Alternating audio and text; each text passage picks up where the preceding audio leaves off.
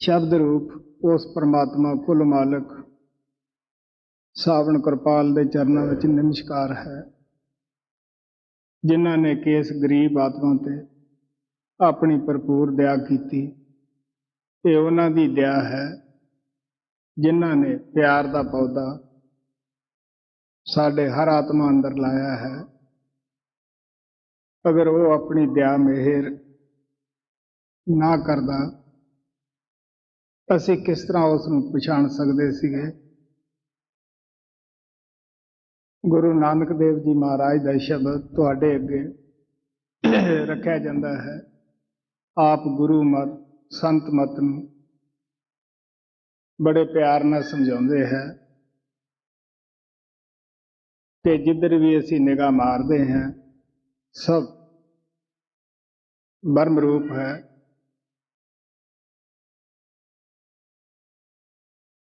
ते दिसदे संसार विच गुप्त रूप विच वो परमात्मा सब विच समाया, वही एक सत है। रचना करने वाला भी वो परमात्मा खुद है, रचना भी आप है। गुरु भी वो परमात्मा है, शिष्य भी वो परमात्मा है। फर्क इतना ही है कि जब तक शिष्य गुरु के चरणों उत्ते जाके अपना शीश नहीं झुकाउंदा, उतना चिर रहे उस प्रभु परमात्मा नूं बेशक इस दे अंदर है मिलाप नहीं कर सकता। सानू पता ही है कि स्कूल टीचर दे अंदर भी दिमाग च भी विद्या है, उस बालक स्टूडेंट के दिमाग में भी विद्या है। लेकिन जब तक वो स्कूल टीचर का कहा नहीं मनता, ਉਹਦੇ पास जाके मेहनत नहीं करता गा, उन्ना चिर वो स्टूडेंट पास होने की कदे भी उम्मीद नहीं कर सकता गा। बेशक विद्या दोनों के दिमाग अंदर ही मौजूद है।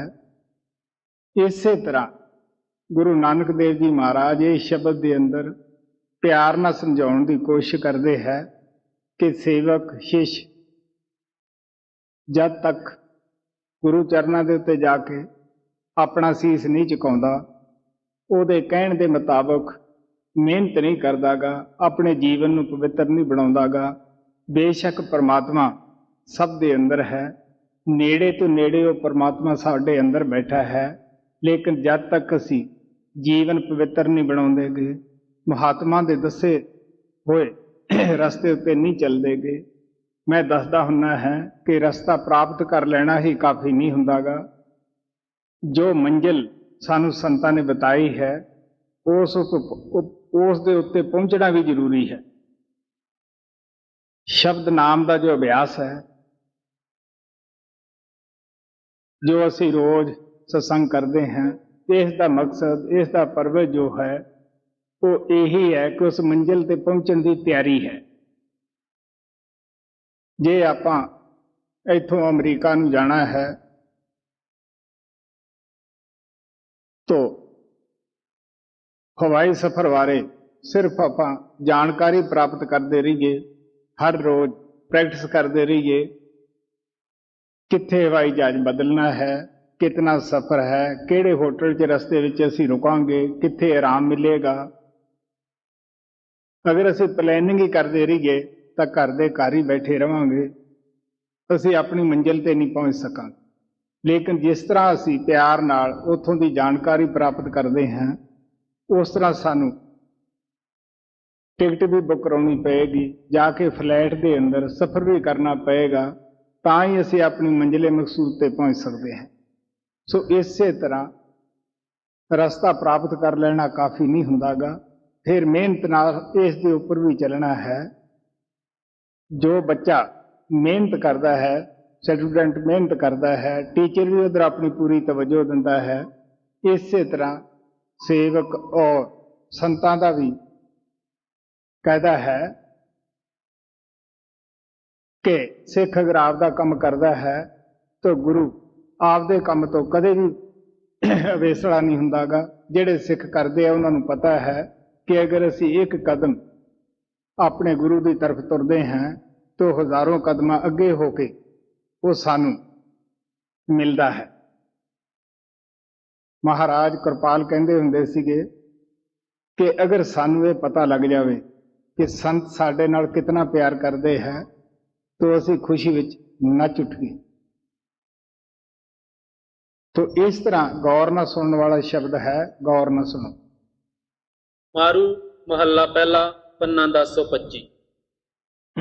आपे करता पुरख विधाता जिन आपे आप उपाय पशाता आपे सतगुर आपे सेवक आपे श्रेष्ठ उपाई। ਹੁਣ ਗੁਰੂ ਨਾਨਕ ਦੇਵ ਜੀ ਮਹਾਰਾਜ ਪਿਆਰ ਨਾਲ ਦੱਸਦੇ ਆ, ਆਪ ਹੀ ਉਸ ਸ੍ਰਿਸ਼ਟੀ ਨੂੰ ਪੈਦਾ ਕਰਦਾ ਹੈ, ਆਪ ਹੀ ਇਸ ਦਾ ਇੰਤਜ਼ਾਮ ਕਰਦਾ ਹੈ, ਆਪ ਹੀ ਗੁਪਤ ਰੂਪ ਵਿੱਚ ਸ਼ਬਦ ਰੂਪ ਹੋ ਕੇ ਇਹਦੇ ਅੰਦਰ ਸਮਾਇਆ ਹੋਇਆ ਹੈ। ਤੋ ਆਪ ਪਿਆਰ ਨਾਲ ਕਹਿੰਦੇ ਹੈ ਕਿ ਆਪ ਹੀ ਉਹ ਸਤਿਗੁਰੂ ਹੈ, ਆਪ ਹੀ ਸੇਵਕ ਹੈ ਔਰ ਆਪ ਹੀ ਸੇਵਕ ਬਣ ਕੇ ਉਸ ਦੀ ਖੋਜ ਕਰਦਾ ਹੈ। ਆਪ ਹੀ ਉਹ ਪਰਮਾਤਮਾ ਕਿਸੇ ਇਨਸਾਨ ਦਾ ਤਨ ਧਾਰ ਕੇ ਆਪਦੀ ਖਬਰ ਦੇਣ ਵਾਸਤੇ ਆਉਂਦਾ ਹੈ। ਅਗਰ ਉਹ ਪਰਮਾਤਮਾ ਆਪਦੀ ਖੁਦ ਖਬਰ ਨਾ ਦਿੰਦਾ, ਕੋਈ ਵੀ ਅੱਜ ਤੱਕ ਉਸ ਪਰਮਾਤਮਾ ਨੂੰ ਮਿਲ ਨਾ ਸਕਦਾ।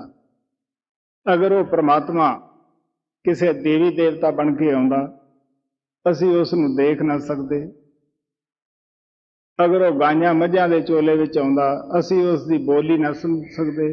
ਇਸੇ ਤਰ੍ਹਾਂ ਪਸ਼ੂ ਪੰਛੀਆਂ ਦੇ ਚੋਲੇ ਵਿੱਚ ਆਉਂਦਾ, ਤਦ ਵੀ ਅਸੀਂ ਉਸ ਦੀ ਬੋਲੀ ਨਾ ਸਮਝ ਸਕਦੇ, ਉਹਦੇ ਨਾਲ ਇਤਨਾ ਪਿਆਰ ਨਾ ਕਰ ਸਕਦੇ, ਕਿਉਂਕਿ ਕੁਦਰਤੀ ਹੈ।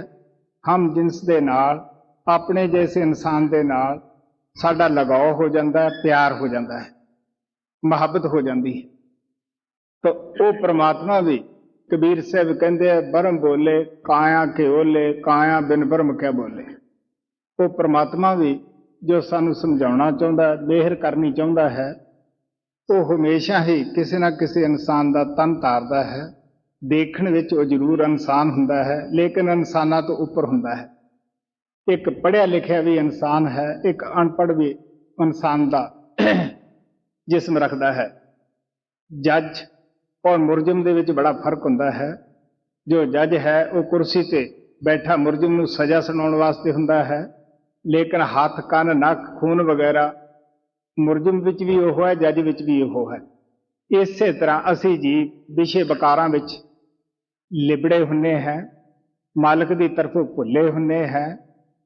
ਉਹ ਪਰਮਾਤਮਾ ਆਪਦੀ ਜਾਣਕਾਰੀ ਦੇਣ ਵਾਸਤੇ ਇਸ ਸੰਸਾਰ ਦੇ ਵਿੱਚ ਆਉਂਦਾ ਹੈ।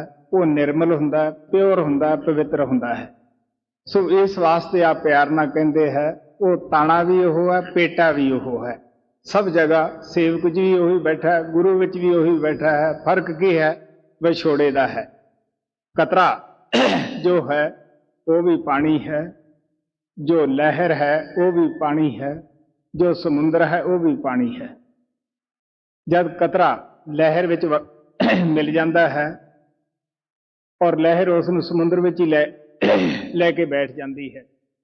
ਹਾਂ ਬਈ, आपे नेड़े नाही दूरे तुम्हारे बड़ा कर दो। आपे सतगुर आपे सेवक आपे श्रेष्ठ उपाई है। आपे नेड़े नाही दूरे बूझे गुरमुख से जन पूरे। ਆਪ ਹੀ ਉਹ ਪਰਮਾਤਮਾ ਜਿਨ੍ਹਾਂ ਤੇ ਮਿਹਰ ਕਰਦਾ ਹੈ, ਨੇੜੇ ਤੋਂ ਨੇੜੇ ਉਹਨਾਂ ਨੂੰ ਉਹਨਾਂ ਦੇ ਅੰਦਰ ਹੀ ਦੱਸ ਪਾਉਂਦਾ ਹੈ। ਕਿ ਕਿਉਂ ਤੁਸੀਂ ਮਾਰੇ ਮਾਰੇ ਜੰਗਲਾਂ ਪਹਾੜਾਂ ਦੇ ਵਿੱਚ ਤੁਰੇ ਫਿਰਦੇ ਹੋ। ਮੈਂ ਤਾਂ ਤੁਹਾਡੇ ਨਜ਼ਦੀਕ ਬੈਠਾ ਹਾਂ, ਤੁਹਾਡੇ ਅੰਦਰ ਬੈਠਾ ਹਾਂ, ਤੁਹਾਡੀ ਇੰਤਜ਼ਾਰ ਵਿੱਚ ਬੈਠਾ ਹਾਂ। ਤੋ ਆਪ ਕਹਿਣ ਲੱਗੇ ਜੋ ਪੂਰੇ ਗੁਰਮੁਖ ਹੈ ਉਹਨਾਂ ਨੂੰ ਇਸ ਗੱਲ ਦੀ ਸੋਝੀ ਹੁੰਦੀ ਹੈ ਕਿ ਧਰਤੀ ਦੇ ਅੰਦਰ ਹਰ ਜਗ੍ਹਾ ਪਾਣੀ ਹੈ, ਕਿਤੇ 100 ਫੁੱਟ ਹੈ, ਕਿਤੇ ਘੱਟ ਵੱਧ ਵੀ ਹੈ, ਲੇਕਿਨ ਪਿਆਸ ਉਹਨਾਂ ਦੀ ਬੁਝਦੀ ਹੈ ਜੋ ਕੂਆ ਵਗੈਰਾ ਜਾਂ ਕੋਈ ਨਲਕਾ ਲਗਾ ਲੈਂਦੇ ਹੈ। ਇਸੇ ਤਰ੍ਹਾਂ ਪਰਮਾਤਮਾ ਹਰ ਇੱਕ ਘਟ ਦੇ ਅੰਦਰ ਵਿਰਾਜਮਾਨ ਹੈ। ਉਸ ਤੋਂ ਬਗੈਰ ਸਭ ਘਟ ਮੇਰੇ ਸਾਈਆਂ ਸੁੰਨੀ ਛੇਜ ਨਾ ਕੋਏ, ਬਲਿਹਾਰੀ ਜਾਂ ਘਟ ਕੇ ਜਾਂ ਗੁਰਮੁਖ ਪ੍ਰਗਟ ਹੋਏ। ਉਹ ਪਰਮਾਤਮਾ ਬੇਸ਼ੱਕ ਹਰ ਜਗ੍ਹਾ ਸਮਾਇਆ ਹੋਇਆ ਹੈ, ਲੇਕਿਨ ਗੁਰਮੁਖਾਂ ਦੇ ਅੰਦਰ ਉਹ ਪ੍ਰਗਟ ਹੈ। ਉਸ ਘਟ ਦੇ ਬਲਿਹਾਰ ਜਾਂਦੇ ਹੈ ਜਿਹਦੇ ਅੰਦਰ ਉਹ ਪ੍ਰਗਟ ਹੈ ਜੀ। ਆਪੇ ਨੇੜੇ ਨਾਹੀ ਦੂਰੇ, ਬੂਝੈ ਗੁਰਮੁਖ ਸੇ ਜਨ ਪੂਰੇ। ਤਿਨ ਕੀ ਸੰਗਤ ਨਿਸ ਲਾਹਾ, ਗੁਰ ਸੰਗਤ ਇਹ ਵਡਾਈ ਹੈ। ਹੁਣ ਆਪ ਪਿਆਰ ਦੇ ਨਾਲ ਕਹਿੰਦੇ ਹੈ ਕਿ ਐਸੇ ਗੁਰਮੁਖਾਂ ਦੀ ਸੰਗਤ ਵਿੱਚ ਜਾ ਕੇ ਸਾਨੂੰ ਲਾਹਾ ਹੀ ਲਾਹਾ ਹੈ, ਫਾਇਦਾ ਹੀ ਫਾਇਦਾ ਹੈ। ਕੀ ਫਾਇਦਾ ਹੈ? ਪਹਿਲਾਂ ਅਸੀਂ ਵਿਸ਼ੇ ਵਕਾਰਾਂ ਦੇ ਵਿੱਚ ਆਪਣੀ ਜ਼ਿੰਦਗੀ ਪਰੇਸ਼ਾਨ ਕਰੀ ਬੈਠੇ ਹੁੰਦੇ ਹਾਂ। ਜਦੋਂ ਸੰਤਾਂ ਮਹਾਤਮਾ ਦੀ ਸੰਗਤ ਔਰ ਸੋਭਤ ਦੇ ਵਿੱਚ ਜਾਂਦੇ ਹਾਂ ਅਸੀਂ ਵੀ ਪਿਓਰ ਔਰ ਪਵਿੱਤਰ ਹੋ ਜਾਂਦੇ ਹਾਂ। ਉਹ ਪਰਮਾਤਮਾ ਪਿਓਰ ਔਰ ਪਵਿੱਤਰ ਹੈ। ਜਦ ਅਸੀਂ ਉਹਦੀ ਭਗਤੀ ਕਰਦੇ ਹਾਂ, ਉਹਦੀ ਸੋਭਤ ਕਰਦੇ ਹਾਂ, ਅਸੀਂ ਵੀ ਪਿਓਰ ਔਰ ਪਵਿੱਤਰ ਹੋ ਜਾਂਦੇ ਹਾਂ। ਸੋ ਇਸ ਵਾਸਤੇ ਆਪ ਪਿਆਰ ਨਾਲ ਦੱਸਦੇ ਹੈ ਕੋਈ ਵੀ ਬੱਚਾ ਪਹਿਲਾਂ ਤੋਂ ਨਾ ਕੋਈ ਉਹ ਚੋਰ ਹੁੰਦਾ ਹੈ, ਸਭ ਸੋਭਤ ਦਾ ਅਸਰ ਹੁੰਦਾ ਹੈ। ਕੋਈ ਸ਼ੁਰੂ ਚੋਂ ਸ਼ਰਾਬ ਲੈ ਕੇ ਸਾਥ ਨਹੀਂ ਪੈਦਾ ਹੁੰਦਾਗਾ, ਕੋਈ ਹੋਰ ਨਸ਼ਾ ਲੈ ਕੇ ਪੈਦਾ ਨਹੀਂ ਹੁੰਦਾਗਾ। ਸਿਰਫ ਸਾਨੂੰ ਇੱਥੇ ਜੈਸੀ ਸੋਭਤ ਮਿਲਦੀ ਹੈ, ਅਗਰ ਸ਼ਰਾਬੀਆਂ ਦੀ ਸੋਭਤ ਮਿਲਦੀ ਹੈ ਅਸੀਂ ਵੀ ਸ਼ਰਾਬੀ ਕਬਾਬੀ ਬਣ ਜਾਂਦੇ ਹਾਂ, ਸ਼ਰਾਬ ਪੀਣ ਦੀ ਆਦਤ ਪੈ ਜਾਂਦੀ ਹੈ। ਜੂਏਬਾਜ਼ਾਂ ਦੀ ਸੰਗਤ ਔਰ ਸੋਭਤ ਕਰਦੇ ਹਾਂ ਤਾਂ ਸਾਡੇ ਅੰਦਰ ਜੂਆ ਖੇਲਣ ਦੀ ਆਦਤ ਪੈ ਜਾਂਦੀ ਹੈ। ਇਸੇ ਤਰ੍ਹਾਂ ਚੋਰਾਂ ਦੀ ਸੋਭਤ ਕਰਦੇ ਹਾਂ, ਚੋਰੀ ਕਰਨ ਦੀ ਆਦਤ ਪੈ ਜਾਂਦੀ ਹੈ। ਇਹ ਜਿਤਨੇ ਵੀ ਨਸ਼ੇ ਹੈ ਜਾਂ ਚੋਰੀਆਂ ਹਨ, ਸਾਨੂੰ ਪਤਾ ਹੈ ਕਿ ਇਹਦੇ ਵਿੱਚ ਕਿਸੇ ਨੇ ਵੀ ਕਦੇ ਅੱਜ ਤੱਕ ਸੁੱਖ ਜਾਂ ਸ਼ਾਂਤੀ ਪ੍ਰਾਪਤ ਨਹੀਂ ਕੀਤੀ ਗਈ। ਜਦ ਅਸੀਂ ਨਾਮ ਦੇ ਰਸੀਆਂ ਦੀ, ਮਾਲਕ ਦੇ ਪਿਆਰਿਆਂ ਦੀ ਸੰਗਤ ਔਰ ਸੋਭਤ ਦੇ ਵਿੱਚ ਜਾਂਦੇ ਹਾਂ, ਸਾਡੇ ਅੰਦਰ ਵੀ ਉਹਨਾਂ ਦੀ ਸੋਭਤ ਦਾ ਅਸਰ ਹੋ ਜਾਂਦਾ ਹੈ। ਅਸੀਂ ਵੀ ਨਾਮ ਜਪਣਾ ਸ਼ੁਰੂ ਕਰਦੇ ਹਾਂ, ਉਹਨਾਂ ਦੇ ਸਾਥ ਬੈਠਣ ਦਾ ਇਹੀ ਰੰਗ ਚੜ੍ਹਦਾ ਹੈ। ਸੋ ਆਪ ਕਹਿਣ ਲੱਗੇ, ਪਿਆਰ ਦੇ ਨਾਲ ਕਹਿੰਦੇ ਹੈ, ਜਿਨ੍ਹਾਂ ਦਸਿੰਦਿਆਂ ਦੁਰਮਤ ਵੰਜਣ ਮਿੱਤਰ ਅਸਾੜੜੇ ਸੀ।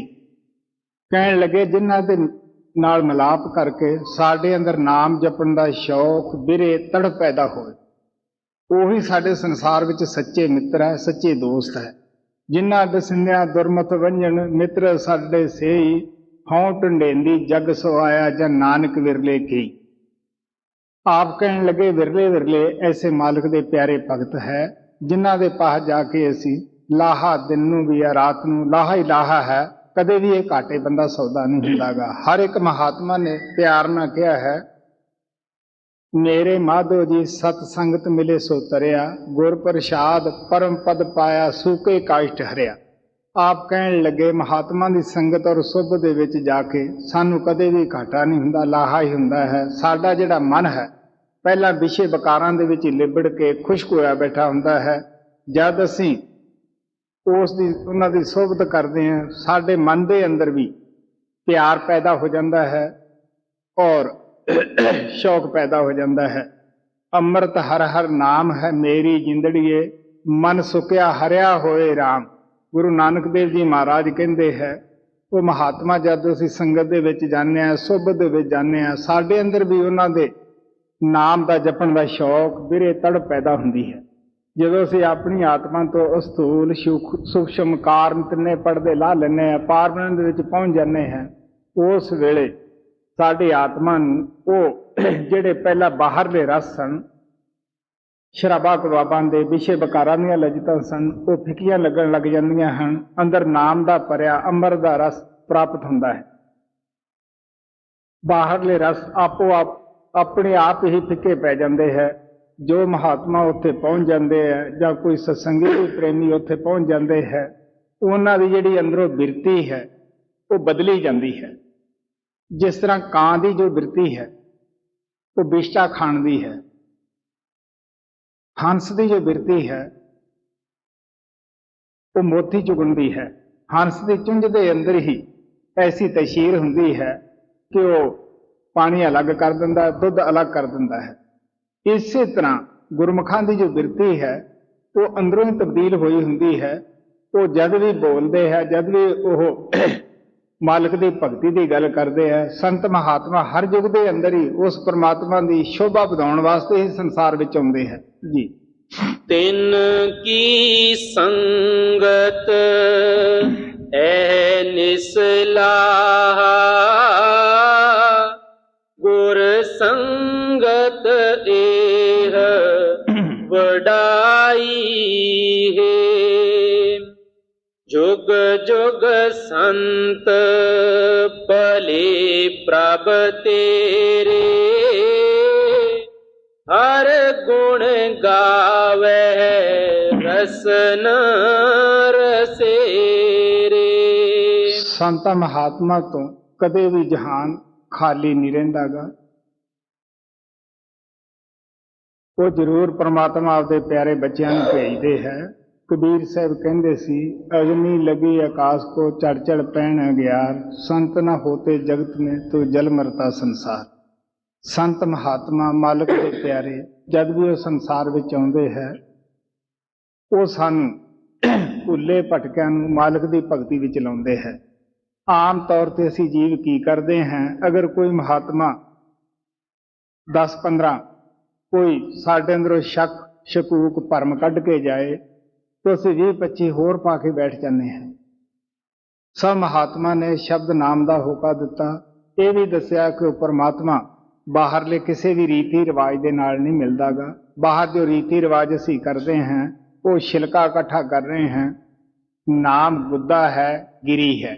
ਉਹ ਸਾਡਾ ਬਾਹਰ ਛਿਲਕੇ ਤੋਂ ਖਿਆਲ ਹਟਾ ਕੇ ਅੰਦਰ ਉਸ ਗੁੱਦੇ ਤੇ ਲਾ ਦਿੰਦੇ ਹੈ, ਨਾਮ ਨਾਲ ਜੋੜ ਦਿੰਦੇ ਹੈ। ਸੋ ਇਸ ਵਾਸਤੇ ਜੁਗ ਜੁਗ ਸੰਤ ਭਲੇ ਪ੍ਰਭ ਤੇਰੇ, ਹਰ ਗੁਣ ਗਾਵੇ ਰਸਨ। ਆਪ ਪਿਆਰ ਨਾਲ ਕਹਿੰਦੇ ਹੈ, ਉਹਨਾਂ ਮਾਲਕ ਦੇ ਪਿਆਰਿਆਂ ਤੋਂ ਕਦੇ ਵੀ ਸੰਸਾਰ ਖਾਲੀ ਨਹੀਂ ਰਹਿੰਦਾਗਾ। ਜਿਹੜੀਆਂ ਕੌਮਾਂ ਮਜ਼ਹਬ ਸਮਾਜ ਇਹ ਕਹਿੰਦੇ ਹੈ ਕਿ ਹੁਣ ਕੋਈ ਮਹਾਤਮਾ ਨਹੀਂ ਹੁੰਦਾਗਾ, ਉਹਨਾਂ ਦੇ ਦਿਲ ਅੰਦਰ ਉਸ ਮਾਲਕ ਦੇ ਮਿਲਣ ਦਾ ਅਜੇ ਸ਼ੌਕ ਨਹੀਂ ਪੈਦਾ ਹੋਇਆ, ਬਿਰੇ ਤੜਫ ਪੈਦਾ ਨਹੀਂ ਹੋਈ। ਸਾਡੇ ਸਤਿਗੁਰੂ ਮਹਾਰਾਜ ਬਾਬਾ ਸਾਵਣ ਸਿੰਘ ਜੀ ਦੱਸਦੇ ਹੁੰਦੇ ਸੀਗੇ ਕਿ ਜੋ ਅੱਜ ਤੋਂ ਕਈ ਸੌ ਸਾਲ ਪਹਿਲਾਂ ਕੋਈ ਬਾਲ ਪੈਦਾ ਹੋਇਆ ਹੈ, ਉਸ ਦੇ ਵਾਸਤੇ ਮਾਤਾ ਪਿਤਾ ਦੀ ਉਦੋਂ ਇਤਨੀ ਜ਼ਰੂਰਤ ਸੀ ਜਿੰਨੀ ਅੱਜ ਦੇ ਬੱਚਿਆਂ ਨੂੰ ਜ਼ਰੂਰਤ ਹੈ। ਉਦੋਂ ਵੀ ਉਹਨਾਂ ਬੱਚਿਆਂ ਨੂੰ ਦੁੱਧ ਪਿਆਉਣ ਦੀ ਇਤਨੀ ਜ਼ਰੂਰਤ ਸੀ ਜਿੰਨੀ ਅੱਜ ਦੇ ਬੱਚਿਆਂ ਨੂੰ ਹੈ। ਤੋ ਜਿਹੜੀਆਂ ਆਤਮਾ ਉਸ ਜ਼ਮਾਨੇ ਵਿੱਚ ਆਈਆਂ ਸਨ, ਜੇ ਪ੍ਰਮਾਤਮਾ ਨੂੰ ਉਦੋਂ ਜ਼ਰੂਰਤ ਸੀ ਆਪਣੇ ਪਿਆਰੇ ਸੰਤ ਭੇਜਣ ਦੀ, ਤਾਂ ਅੱਜ ਵਾਲੀਆਂ ਆਤਮਾ ਵਾਸਤੇ ਵੀ ਉਤਨੀ ਹੀ ਜ਼ਰੂਰਤ ਹੈ ਜਿੰਨੀ ਕਿ ਪਹਿਲਾਂ ਹੁੰਦੀ ਸੀ। ਇਸ ਵਾਸਤੇ ਆ ਪਿਆਰ ਨਾਲ ਕਹਿੰਦੇ ਹੈ ਕਿ ਉਹ ਮਾਲਕ ਆਪਦੇ ਪਿਆਰਿਆਂ ਨੂੰ ਸਦਾ ਹੀ ਸੰਸਾਰ ਵਿੱਚ ਭੇਜਦਾ ਹੈ ਔਰ ਭੇਜਦਾ ਰਹੇਗਾ। ਅਨੇਕਾਂ ਮਹਾਤਮਾ ਪਹਿਲਾਂ ਆਏ ਆ, ਅਨੇਕਾਂ ਹੋਰਾਂ ਨੇ ਆਉਣਾ ਹੈ। ਇਸ ਵਾਸਤੇ ਆ ਪਿਆਰ ਦੇ ਨਾਲ ਕਹਿੰਦੇ ਹੈ ਕਿ ਉਹ ਯੁਗਾਂ ਯੁਗਾਂ ਦੇ ਵਿੱਚ ਉਹ ਮਾਲਕ ਆਪਦੇ ਪਿਆਰਿਆਂ ਨੂੰ ਭੇਜਦਾ ਹੈ। ਪਲਟੂ ਸਾਹਿਬ ਨੇ ਕਿਹਾ ਸੀ, ਰਾਮ ਕੇ ਘਰ ਮੇਂ ਕੰਮ ਸਭ ਸੰਤਾ ਕਰਦੇ। ਸੰਤ ਮਹਾਤਮਾ ਉਸ ਮਾਲਕ ਦੇ ਭੇਜੇ ਹੋਏ, ਜਿਸ ਤਰ੍ਹਾਂ ਬੈਸਰਾ ਕੋਈ ਗਵਰਨਰ ਕੰਮ ਕਰਦਾ ਹੈ, ਇਸੇ ਤਰ੍ਹਾਂ ਹੀ ਉਹ ਮਾਲਕ ਦੇ ਭੇਜੇ ਹੋਏ ਆਉਂਦੇ ਹੈ, ਉਹਦੇ ਹੁਕਮ ਦਾ ਵਰਤਾਓ ਕਰਦੇ ਆ, ਹੁਕਮ ਦੇ ਵਿੱਚ ਹੀ ਰਹਿੰਦੇ ਹੈ ਜੀ। ਜੁਗ ਜੁਗ ਸੰਤ ਭਲੇ ਪ੍ਰਭ ਤੇਰੇ, ਹਰ ਗੁਣ ਗਾਵੇ ਰਸਨ ਰਸੇਰੇ। ਉਸਤਤ ਕਰੇ ਪਰ ਹਰ ਦੁਖ ਦਲਦ, ਜਿਨ ਨਾਹੀ ਚਿੰਤ ਪਰਾਈ। ਉਹ ਸਦਾ ਹੀ ਮਾਲਕ ਦੀ ਉਸਤਤੀ ਦੇ ਵਿੱਚ ਲੱਗੇ ਰਹਿੰਦੇ ਹੈ। ਸਾਨੂੰ ਵੀ ਉਸ ਮਾਲਕ ਦੇ ਗੁਣ ਗਾਉਣ ਲਾਉਂਦੇ ਹੈ। ਆਪ ਕਹਿਣ ਲੱਗੇ ਉਹਨਾਂ ਦੇ ਦਿਲ ਅੰਦਰ ਦੁਨੀਆ ਦੀ ਚਿੰਤਾ ਨਹੀਂ ਹੁੰਦੀਗੀ, ਅਗਰ ਚਿੰਤਾ ਹੈ ਤਾਂ ਮਾਲਕ ਦੇ ਪਿਆਰ ਦੀ ਹੈ, ਮਾਲਕ ਦੇ ਨਾਲ ਮਿਲਾਪ ਦੀ ਹੈ ਜੀ। ਉਸਤਤ ਕਰੈ ਪਾਰੇ ਹਰ ਦੁਖ ਦਲਦ, ਜਿਨ ਨਾਹੀ ਚਿੰਤ ਪਰਾਈ ਹੈ। ਓਏ ਜਾਗਤ ਰਹਿ ਨਾ ਸੂਤੇ ਦੀਸੈ, ਸੰਗਤ ਕੁਲ ਤਾਰੇ ਸਾਚ ਪਰੀਸੈ। ਹੁਣ ਆ ਪਿਆਰ ਨਾਲ ਕਹਿੰਦੇ ਆ ਮਹਾਤਮਾ ਦਾ ਸਰੀਰ ਸੌਂਦਾ ਹੈ, ਲੇਕਿਨ ਆਤਮਾ ਹਮੇਸ਼ਾ ਹੀ ਚੇਤਨ ਔਰ ਜਾਗਦੀ ਹੈ। ਸਾਡਾ ਦੁਨੀਆਦਾਰ ਅਸੀਂ ਜਦੋਂ ਸੌਂਦੇ ਹੈ, ਸਾਡੇ ਨਾਲ ਆਤਮਾ ਵੀ ਸੌਂਦੀ ਹੈ ਕਿ ਸਾਡੀ ਆਤਮਾ ਜੋ ਹੈ ਇਸ ਜਗ੍ਹਾ ਤੋਂ ਤੀਸਰੇ ਤਿਲ ਤੋਂ ਨੀਚੇ ਮਨ ਇੰਦਰੀਆਂ ਦੇ ਘਾਟ ਤੇ ਆ ਜਾਂਦੀ ਹੈ। ਸਾਨੂੰ ਬੁਰੇ ਬੁਰੇ ਸੁਪਨੇ ਆਉਂਦੇ ਹੈ, ਜੋ ਅਸੀਂ ਦਿਨੇ ਸੋਚਦੇ ਹਾਂ ਰਾਤ ਨੂੰ ਵੀ ਉਹੀ ਸੁਪਨੇ ਆਉਂਦੇ ਹੈ। ਸੁਪਨੇ ਦੇ ਵਿੱਚ ਵੀ ਬਰੜਾ ਕੇ ਅਸੀਂ ਕਹਿੰਦੇ ਆ ਫੜ ਲਓ ਮਾਰਤਾ ਮਾਰਤਾ ਅਸੀਂ ਕਰਦੇ ਹਾਂ, ਫਿਰ ਕਹਿੰਦੇ ਬੁਰੇ ਸੁਪਨੇ ਆਉਂਦੇ ਹੈ। ਲੇਕਿਨ ਜੋ ਮਾਲਕ ਦੇ ਪਿਆਰੇ ਹੈ, ਜੋ ਸ਼ਬਦ ਸਰੂਪ ਹੈ, ਉਹਨਾਂ ਦੀ ਆਤਮਾ ਇਸ ਜਗ੍ਹਾ ਤੋਂ ਉੱਪਰਲੇ ਮੰਡਲਾਂ ਨੂੰ ਜਾਂਦੀ ਹੈ। ਉਹ ਜਾਗਦੇ ਵੀ ਸੁੱਤੇ ਹੈ ਔਰ ਸੁੱਤੇ ਵੀ ਜਾਗਦੇ ਹੈ। ਕਿਆ ਉਹ ਸੰਸਾਰ ਦੀ ਤਰਫੋਂ ਸੌਂ ਜਾਂਦੇ ਆ, ਪਰਮਾਤਮਾ ਦੀ ਤਰਫੋਂ ਜਾਗ ਪੈਂਦੇ ਹੈ। ਅਸੀਂ ਦੁਨੀਆ ਦੀ ਤਰਫੋਂ ਤਾਂ ਜਾਗਦੇ ਹਾਂ, ਪਰਮਾਤਮਾ ਦੀ ਤਰਫੋਂ ਅਸੀਂ ਸੁੱਤੇ ਹੋਏ ਹਾਂ। ਸੋ ਇਸ ਵਾਸਤੇ ਆ ਪਿਆਰ ਦੇ ਨਾਲ ਸਾਨੂੰ ਦੱਸਦੇ ਆ, ਕੋਈ ਜਾਗਤ ਰਹਿ ਨਾ ਸੂਤੇ ਦਿਸੈ, ਸੰਗਤ ਕੁਲ ਤਾਰੇ ਸਾਚ ਪਰੀਸੈ। ਓਏ ਜਾਗਤ ਰਹਿ ਨਾ ਸੂਤੇ ਦੀਸੈ, ਸੰਗਤ ਕੁਲ ਤਾਰੇ ਸਾਚ ਪਰੀਸੈ। ਕਲ ਮਲ ਮੈਲ ਨਾਹੀ ਤੇ ਨਿਰਮਲ, ਓਏ ਰਹਿ ਭਗਤ ਲਿਵ ਲਾਈ। ਹੁਣ ਆ ਪਿਆਰ ਦੇ ਨਾਲ ਕਹਿੰਦੇ ਹੈ, ਉਹ ਦੁਨੀਆਦਾਰਾਂ ਦੀ ਤਰ੍ਹਾਂ ਵਿਸ਼ੇ ਵਿਕਾਰਾਂ ਦੀ ਮੈਲ ਨਾਲ ਨਹੀਂ ਲਿਬੜੇ ਹੁੰਦੇ ਗੇ। ਉਹ ਨਿਰਮਲ ਹੁੰਦੇ ਆ, ਪਿਓਰ ਹੁੰਦੇ ਹੈ। ਪਿਓਰ ਉਹ ਪਰਮਾਤਮਾ ਹੈ, ਸ਼ਬਦ ਹੈ, ਨਾਮ ਹੈ। ਜਦ ਉਸ ਦੇ ਨਾਲ ਉਹ ਜੁੜ ਜਾਂਦੇ ਹੈ, ਉਹ ਵੀ ਪਿਓਰ ਹੋ ਜਾਂਦੇ ਆ, ਪਵਿੱਤਰ ਹੋ ਜਾਂਦੇ ਆ। ਇਸ ਵਾਸਤੇ ਆ ਪਿਆਰ ਨਾਲ ਕਹਿੰਦੇ ਹੈ, ਉਹ ਪਿਓਰ ਹੈ, ਪਵਿੱਤਰ ਹੈ। ਕਲ ਮਲ ਮੈਲ ਨਾਹੀ ਤੇ ਨਿਰਮਲ, ਓਏ ਰਹਿ ਭਗਤ ਲਿਵ ਲਾਈ। ਕਿ ਉਹਨਾਂ ਦੀ ਲਿਵ ਹਮੇਸ਼ਾ ਹੀ ਉਸ ਪਰਮਾਤਮਾ ਪ੍ਰਭੂ ਦੇ ਨਾਲ ਲੱਗੀ ਰਹਿੰਦੀ ਹੈ। ਉਹ ਪਰਮਾਤਮਾ ਵੀ ਪਿਓਰ ਹੈ, ਪਵਿੱਤਰ ਹੈ, ਔਰ ਸਾਡੀ ਆਤਮਾ ਵੀ ਪਿਓਰ ਔਰ ਪਵਿੱਤਰ ਹੁੰਦੀ ਹੈ। ਮਹਾਤਮਾ ਸਾਨੂੰ ਬੜੇ ਪਿਆਰ ਨਾਲ ਸਮਝਾਉਂਦੇ ਹੈ ਕਿ ਜਦ ਬੱਦਲਾਂ 'ਚੋਂ ਪਾਣੀ ਜ਼ਮੀਨ ਦੇ ਉੱਤੇ ਆ ਕੇ ਗਿਰਦਾ ਹੈ, ਉਦੋਂ ਬਿਲਕੁਲ ਉਹ ਸਾਫ਼, ਪਿਓਰ ਔਰ ਪਵਿੱਤਰ ਹੁੰਦਾ ਹੈ। ਜੈਸੀ ਅੱਗੇ ਉਸ ਨੂੰ ਜ਼ਮੀਨ ਮਿਲਦੀ ਹੈ, ਜਦ ਉਹ ਗਲੀਆਂ ਦੇ ਅੰਦਰ, ਚਿੱਕੜ ਦੇ ਅੰਦਰ, ਗੰਦ ਦੇ ਅੰਦਰ ਆ ਕੇ ਪੈਂਦਾ ਹੈ, ਉਹਦੇ ਵਿੱਚੋਂ ਵੀ ਬਦਬੂ ਆਉਣੀ ਸ਼ੁਰੂ ਹੋ ਜਾਂਦੀ ਹੈ ਔਰ ਉਹ ਆਪਣੇ ਆਪ ਨੂੰ ਇੱਕ ਗੰਦਗੀ ਦਾ ਹਿੱਸਾ ਹੀ ਸਮਝਣ ਲੱਗ ਜਾਂਦਾ ਹੈ। ਜਦ ਉਸੇ ਹੀ ਪਾਣੀ ਨੂੰ ਸੂਰਜ ਦੀ ਤਪਸ਼ ਮਿਲਦੀ ਹੈ, ਉਹ ਬਖਾਰਾਤ ਬਣ ਕੇ ਉੱਡਣਾ ਸ਼ੁਰੂ ਕਰ ਦਿੰਦਾ ਹੈ। ਫਿਰ ਉਸ ਨੂੰ ਪਤਾ ਲੱਗਦਾ ਹੈ, ਜਦ ਬਦਲਾਂ ਵਿੱਚ ਸਮਾ ਜਾਂਦਾ ਹੈ, ਕਿ ਗੰਦ ਤਾਂ ਕੋਈ ਹੋਰ ਚੀਜ਼ ਸੀ, ਮੈਂ ਕੋਈ ਹੋਰ ਚੀਜ਼ ਸੀ। ਇਸੇ ਤਰ੍ਹਾਂ ਸਾਡੀ ਆਤਮਾ ਤਾਂ ਪਿਓਰ ਔਰ ਪਵਿੱਤਰ ਸੀ, ਲੇਕਿਨ ਮਨ ਦਾ ਸਾਥ ਲੈ ਕੇ, ਮਨ ਨੇ ਅੱਗੇ ਇੰਦਰੀਆਂ ਦਾ ਸਾਥ ਲਿਆ, ਇੰਦਰੀਆਂ ਨੇ ਅੱਗੇ ਭੋਗਾਂ ਖੁਆਇਸ਼ਾਂ ਦਾ ਸਾਥ ਲਿਆ, ਅਤੀ ਗੰਦੀ ਹੋ ਗਈ, ਮੈਲੀ ਹੋ ਗਈ। ਜਦ ਇਸ ਨੂੰ ਵੀ ਉਹ ਸ਼ਬਦ ਨਾਮ ਦੀ ਤਪਸ਼ ਮਿਲਦੀ ਹੈ, ਜਦ ਸਿੱਧੀ ਜਾ ਕੇ ਸ਼ਬਦ ਦੇ ਜ਼ਰੀਏ ਉਸ ਪਰਮਾਤਮਾ ਨਾਲ ਸਮਾ ਜਾਂਦੀ ਹੈ, ਇਸ ਨੂੰ ਵੀ ਪਤਾ ਲੱਗਦਾ ਹੈ ਕਿ ਮੈਂ ਤਾਂ ਐਵੇਂ ਹੀ ਵਿਸ਼ੇ ਵਿਕਾਰਾਂ ਦੇ ਗੰਧ ਵਿੱਚ ਫਸੀ ਰਹੀ, ਮੈਂ ਤਾਂ ਪਹਿਲਾਂ ਵੀ ਪਿਓਰ ਸੀ, ਅੱਜ ਵੀ ਪਿਓਰ ਹੈ ਜੀ। ਕਲ ਮਲ ਮੈਲ ਨਾਹੀ ਤੇ ਨਿਰਮਲ, ਓਏ ਰਹਿ ਭਗਤ ਲਿਵ ਲਾਈ। जो हर जन सत गुर बानी, ए जो बन सास है देह पुरानी। आज काल मर जाए प्राणी, हर जप जप हृदय ते आई है। ਹੁਣ ਗੁਰੂ ਸਾਹਿਬ ਉਸ ਸ਼ਬਦ ਨੂੰ, ਨਾਮ ਦੀ ਤਾਕਤ ਨੂੰ ਗੁਰੂ ਬਾਣੀ ਕਰਕੇ ਬਿਆਨ ਕਰਦੇ ਹੈ। ਗੁਰੂ ਸਾਹਿਬ ਨੇ ਕਿਤੇ ਉਸ ਨੂੰ ਅਕਥ ਕਥਾ ਕਿਹਾ, ਕਿਤੇ ਹਰੀ ਕੀਰਤਨ ਕਿਹਾ, ਕਿਤੇ ਰੱਬੀ ਬਾਣੀ, ਕਿਤੇ ਤੁਰਕੀ ਬਾਣੀ ਕਿਹਾ ਹੈ। ਸੋ ਆ ਪਿਆਰ ਨਾਲ ਕਹਿੰਦੇ ਹੈ। ਮੁਸਲਮਾਨ ਫਕੀਰਾਂ ਨੇ ਉਸੇ ਨੂੰ ਕਲਮਾ ਜਾਂ ਬਾਂਗੇ ਅਸਮਾਨੀ ਕਿਹਾ ਹੈ। ਉਹ ਇੱਕ ਤਾਕਤ ਹੈ। ਇਹ ਸਾਰੇ ਲਫ਼ਜ਼ ਹਨ। ਗੁਰੂ ਸਾਹਿਬ ਕਹਿੰਦੇ ਹੈ, ਪੂਰੇ ਗੁਰ ਕੀ ਸੱਚੀ ਬਾਣੀ ਸੁਖਮਨ ਅੰਦਰ ਸਹਿ ਸਮਾਣੀ। ਉਹ ਬਾਣੀ ਜਦ ਅਸੀਂ ਆਪਣੇ ਫੈਲੇ ਖਿਆਲ ਨੂੰ ਅੱਖਾਂ ਦੇ ਪਿੱਛੇ ਇਕਾਗਰ ਕਰਦੇ ਹਾਂ, ਦਾਇਆ ਬਾਇਆ ਜਦ ਅਸੀਂ ਈੜਾ ਔਰ ਪਿੰਗਲਾ ਚੋਂ ਖਿਆਲ ਨੂੰ ਕੱਢ ਕੇ ਤੀਸਰੇ ਤਿਲ ਤੇ ਅਸੀਂ ਆਉਂਦੇ ਹਾਂ, ਜਿਸ ਨੂੰ ਸੁਸ਼ਮਨਾ ਨਾੜੀ ਦੀ ਕਿਹਾ ਗਿਆ ਹੈ। ਕਹਿੰਦੇ ਉੱਥੇ ਉਹ ਆਵਾਜ਼ ਆ ਰਹੀ ਹੈ।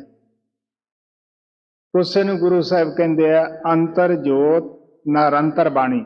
ਸਾਡੇ ਸਭ ਦੇ ਅੰਦਰ ਉਹ ਜੋਤ ਜਗ ਰਹੀ ਹੈ, ਜਿਸ ਨੂੰ ਨਾ ਬੱਤੀ ਦੀ ਲੋੜ ਹੈ, ਨਾ ਤੇਲ ਦੀ ਲੋੜ ਹੈ, ਨਾ ਕਿਸੇ ਹੋਰ ਸਾਧਨ ਦੀ ਲੋੜ ਹੈ। ਨਾ ਉਸ ਨੂੰ ਹਵਾ ਬੁਝਾ ਸਕਦੀ ਹੈ, ਨਾ ਉਸ ਨੂੰ ਕੋਈ ਪਾਣੀ ਹੀ ਬੁਝਾ ਸਕਦਾ ਹੈ। ਉਹ 24 ਘੰਟੇ ਜੋਤ ਹਰ ਇੱਕ ਦੇ ਅੰਦਰ ਜਗ ਰਹੀ ਹੈ। ਜਿੱਥੇ ਨਾ ਕੌਮ ਦਾ ਸਵਾਲ ਹੈ, ਨਾ ਮੁਲਕ ਦਾ ਸਵਾਲ ਹੈ। ਇਹ ਨਹੀਂ ਕਿ ਅਮਰੀਕਨਾਂ ਦੇ ਅੰਦਰ ਉਹ ਜੋਤ ਜਗ ਰਹੀ ਹੈ, ਹਿੰਦੁਸਤਾਨੀਆਂ ਦੇ ਅੰਦਰ ਉਹ ਜੋਤ ਨਹੀਂ ਜਗਦੀ, ਜਾਂ ਹਿੰਦੂਆਂ ਅੰਦਰ ਹੀ ਜਗਦੀ ਹੈ, ਜਾਂ ਮੁਸਲਮਾਨਾਂ ਅੰਦਰ ਉਹ ਜੋਤ ਨਹੀਂ ਜਗਦੀ ਗੀ। ਸੋ ਆ ਪਿਆਰ ਦੇ ਨਾਲ ਕਹਿੰਦੇ ਹੈ ਅੰਤਰ ਜੋਤ ਨਿਰੰਤਰ ਬਾਣੀ, ਉਹਦੇ ਅੰਦਰੋਂ ਉਹ ਆਵਾਜ਼ ਪੈਦਾ ਹੋ ਰਹੀ ਹੈ। ਜੋ ਖੁਸ਼ਕਿਸਮਤ ਜੀਵ ਹੈ ਉਹ ਉਸ ਬਾਣੀ ਨੂੰ ਦਿਨ ਰਾਤ ਸੁਣਨ ਲੱਗੇ ਪਏ ਹੈ। ਸੋ ਆਪ ਪਿਆਰ ਨਾਲ ਕਹਿੰਦੇ ਹੈ, ਜਿਸ ਬਾਣੀ ਦੀ ਮੈਂ ਮਹਿਮਾ ਕਰਦਾ ਹਾਂ, ਉਹ ਬਾਣੀ ਕੋਈ 500 ਸਾਲ ਪੁਰਾਣੀ ਨਹੀਂ, ਕੋਈ 1000 ਸਾਲ ਪੁਰਾਣੀ ਨਹੀਂ, ਕੋਈ 2 ਯੁੱਗ ਪੁਰਾਣੀ ਨਹੀਂ। ਆਪ ਕਹਿੰਦੇ ਬਾਣੀ ਵੱਜੀ 4 ਯੁਗੀ ਸੱਚੋ ਸੱਚ ਸੁਣਾਏ। ਉਹ ਬਾਣੀ ਤਾਂ ਹਰ ਯੁੱਗ ਦੇ ਅੰਦਰ ਹੀ ਧਨਕਾਰਾਂ ਦੇ ਰਹੀ ਹੈ। ਉਹਦੇ ਆਧਾਰ ਤੇ ਹੀ ਸਾਡੇ ਖੰਡ ਬ੍ਰਹਮੰਡ ਜਿਹੜੇ ਹੈ ਚੱਲ ਰਹੇ ਆ, ਸਭ ਨੂੰ ਉਹ ਸਤਾ ਦੇ ਰਹੀ ਹੈ ਜੀ। आज काल मर जाए प्राणी, हर जप जप हृदय ते आई है। ਜੀਵਨ ਥੋੜਾ ਹੈ, ਸਮਾਂ ਹੱਥ ਚੋਂ ਨਿਕਲਦਾ ਜਾ ਰਿਹਾ ਹੈ। ਸਾਨੂੰ ਇਸ ਥੋੜੇ ਜਿਹੇ ਜੀਵਨ ਤੋਂ ਫਾਇਦਾ ਉਠਾਉਣਾ ਚਾਹੀਦਾ ਹੈ। ਫਾਇਦਾ ਕੀ ਹੈ? ਸ਼ਬਦ ਨਾਮ ਦੀ ਕਮਾਈ ਕਰਨੀ ਚਾਹੀਦੀ ਹੈ। ਕਬੀਰ ਸਾਹਿਬ ਕਹਿੰਦੇ ਕੱਲ ਕਰੰਤਾ ਅਬ ਕਰਤਾ ਸੋਇ ਤਾਲ, ਪਾਛੇ ਕੁਛ ਨਾ ਹੋਵੀ ਜੇ ਸਿਰ ਪਰ ਆਏ ਕਾਲ। ਸਾਨੂੰ ਸਦਾ ਪਲੈਨਿੰਗਾਂ ਨਹੀਂ ਕਰਦੇ ਰਹਿਣਾ ਚਾਹੀਦਾਗਾ ਕਿ ਸੁਬਾਹ ਭਜਨ ਕਰੂੰ ਜਾਂ ਸ਼ਾਮ ਨੂੰ ਕਰੂੰਗਾ, ਜਾਂ ਮੈਂ ਇਹ ਕਾਰੋਬਾਰ ਕਰ ਲਾਂ, ਮੈਂ ਫਿਰ ਭਜਨ ਵਿਆਸ ਕਰੂੰਗਾ। ਕਹਿਣ ਲੱਗੇ ਪਤਾ ਨਹੀਂ ਮਾਲਕ ਦੀ ਕੀ ਪਲੈਨਿੰਗ ਬਣੀ ਹੋਈ ਹੈ। ਕਬੀਰ ਸਾਹਿਬ ਵੀ ਕਹਿੰਦੇ ਹੈ ਮੈਂ ਕੀ ਚਿਤਵਾਂ। ਪਰਮਾਤਮਾ ਮੇਰਾ ਚਿਤਵਾ ਨਹੀਂ ਕਰੇਗਾ, ਉਹ ਆਪਦਾ ਚਿਤਵਾ ਕਰੇਗਾ। ਗੁਰੂ ਸਾਹਿਬ ਪਿਆਰ ਨਾਲ ਕਹਿੰਦੇ ਨਰ ਚਾਹਿਤ ਕੁਛ ਔਰ ਹੈ ਕੀ ਔਰ ਹੈ ਭਈ, ਚਿਤਵਤ ਰਹਿਓ ਠਗੌਰ ਨਾਨਕ ਫਾਸੀ ਗਲ ਪੜੀ।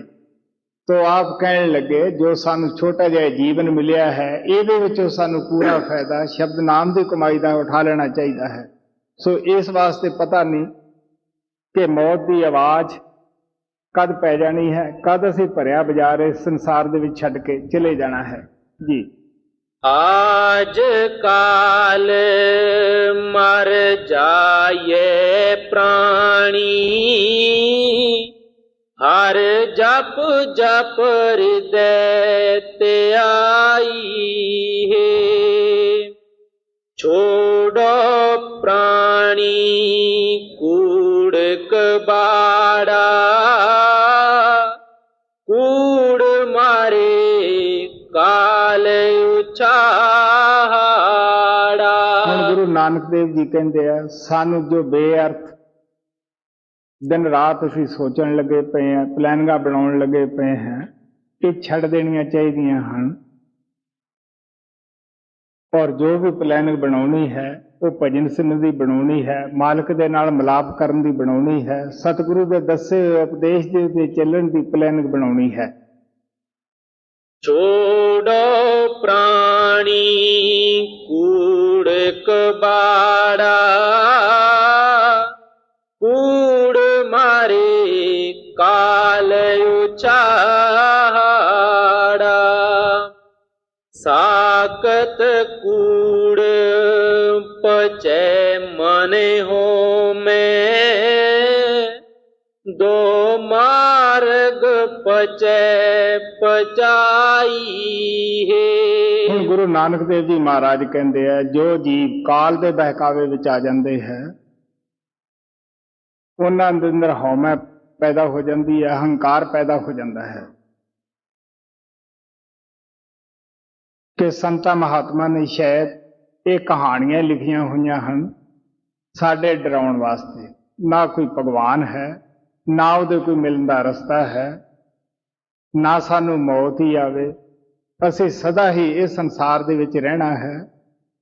ਪਿਆਰਿਓ, ਇਹ ਸਿਰਫ ਭਰਮ ਹੀ ਹੈ। ਸੰਤਾਂ ਮਹਾਤਮਾ ਨੇ ਸਾਨੂੰ ਡਰਾਉਣ ਵਾਸਤੇ ਇਹ ਬਾਣੀਆਂ ਨਹੀਂ ਲਿਖੀਆਂ, ਉਹਨਾਂ ਨੇ ਸੱਚ ਲਿਖਿਆ ਹੈ, ਜੋ ਕਿ ਅਸੀਂ ਅੱਖਾਂ ਨਾਲ ਵੀ ਬਹੁਤ ਸਾਰਾ ਕੁਝ ਦੇਖ ਰਹੇ ਹਾਂ।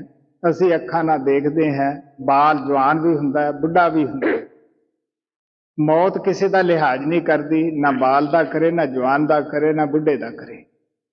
ਅਸੀਂ ਖੁਦ ਵੀ ਆਪਦੀਆਂ ਅੱਖਾਂ ਨਾਲ ਆਪਦੇ ਰਿਸ਼ਤੇਦਾਰਾਂ ਨੂੰ, ਯਾਰਾਂ ਦੋਸਤਾਂ ਨੂੰ ਸੰਸਾਰ ਛੱਡਦਿਆਂ ਨੂੰ ਦੇਖਦੇ ਹਾਂ, ਲੇਕਿਨ ਅਸੀਂ ਸੋਚਦੇ ਹਾਂ ਕਿ ਮੌਤ ਤਾਂ ਇਹਨਾਂ ਵਾਸਤੇ ਹੈ, ਸ਼ਾਇਦ ਸਾਡੇ ਵਾਸਤੇ ਤਾਂ ਐਸ਼ੋ ਇਸ਼ਰਤਾ ਹੀ ਹੈ। ਨਹੀਂ ਪਿਆਰਿਓ, ਉਹ ਵਕਤ ਕਿਸੇ ਤੋਂ ਵੀ ਨਹੀਂ ਟਲਦਾਗਾ। ਉਹ ਜ਼ਰੂਰ ਇੱਕ ਦਿਨ ਮੌਤ ਆ ਕੇ ਵਾਅਦੇ ਦੇ ਮੁਤਾਬਕ ਆਪਣਾ ਮੁਖ ਦਿਖਾਉਂਦੀ ਹੈ।